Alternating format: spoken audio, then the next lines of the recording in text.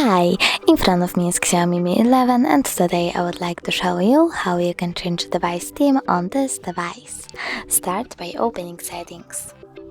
Now you need to scroll down, tap on themes and tap on more to see all available options. When you're done, you can click at the search bar and select theme that you like the best. Then click on it, tap on this green button and wait.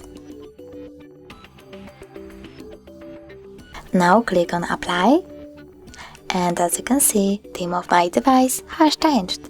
But if you wish to go back into the system one, you can always go into Settings, choose Themes again, and tap on My Themes over here. Then click on the default one and tap Apply.